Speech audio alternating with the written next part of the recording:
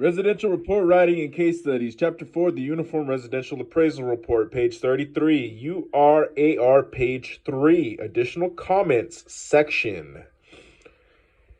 Shows the additional comments section, a bunch of blank lines.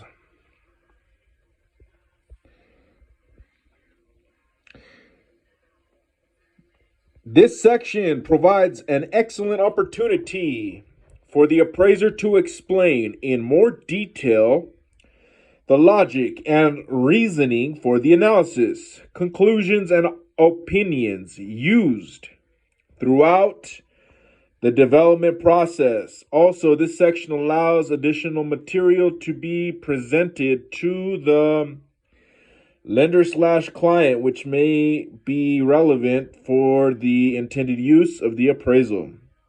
This section may be used to explain your expanded scope of work. If additional research or analysis was required to develop a credible opinion of value.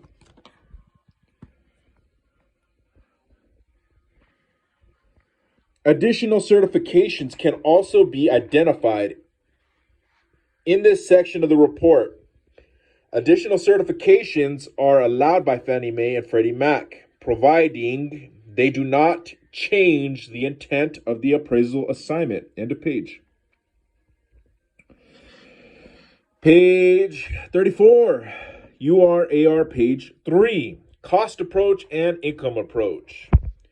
Shows the cost approach section, talking about provide adequate information for the lender/client to replicate the below cost figures and calculations, support for the opinion, estimated reproduction replacement cost new. The cost and income approaches are not required by Fannie Mae or Freddie Mac. However, if you feel that the approaches are beneficial, or if the individual client requests one or both of them, you will have to develop and include them in your appraisal report. The bottom line here is if you develop the approaches, you must acknowledge and report it/them. You also must document how you treated these approaches in the final reconciliation of the indicated values. To what extent did you consider them in the final reconciliation of indicated values? Cost approach. If you develop the cost approach, you must supply adequate information to support your calculations and subsequent analysis. For the cost approach, you will need to summarize the following. Support for the opinion of site value. What method was used to determine the site value? The most common method used to determine a residential site value is the sales comparison method. That's highlighted. There are other approaches as well, including allocation and market extraction. The appraiser must be able to appropriately support his or her opinion of site value. What is the source of your cost data? Subject's quality rating from the cost data. Effective date of the cost data. Many appraisers use published national cost manuals.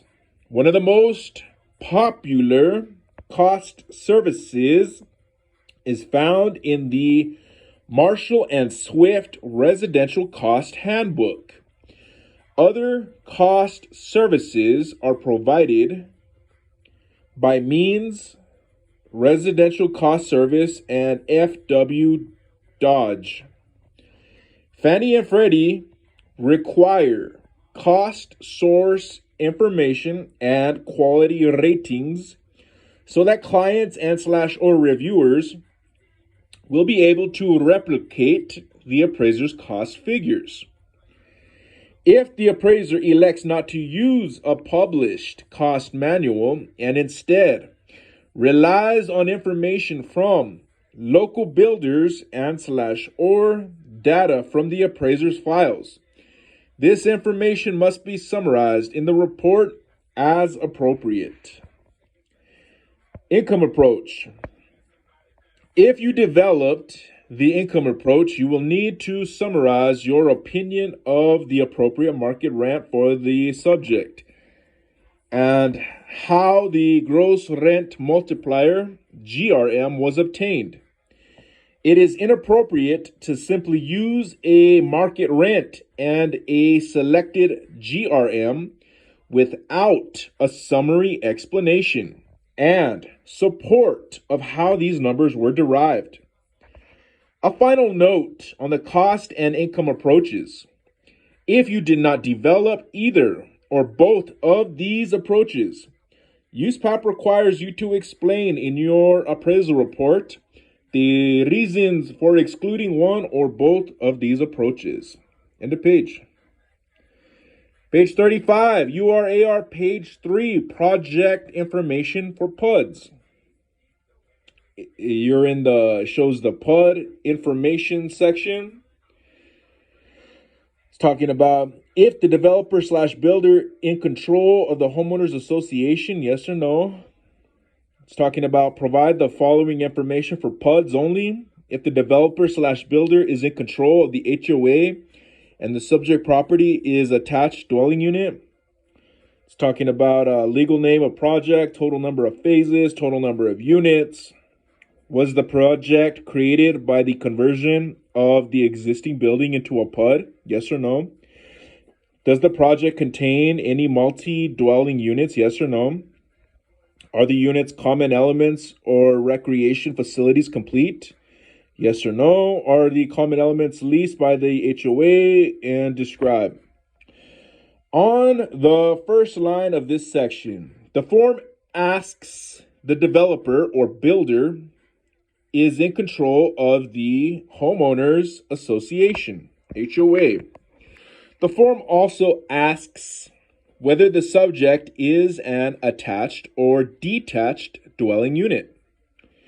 Fannie Mae requires the appraiser to complete the remainder of this section of the form only if, that's highlighted, the developer / builder is in control of the HOA and, that's highlighted, the subject is an attached dwelling unit. Some lenders / client, however, require this information to be provided on all appraisals of units in PUD projects. This would be considered an assignment condition. Remember that a PUD project, per Fannie Mae guidelines, has a homeowners association, HOA, with mandatory dues and lien authority over the properties within the defined areas of the association.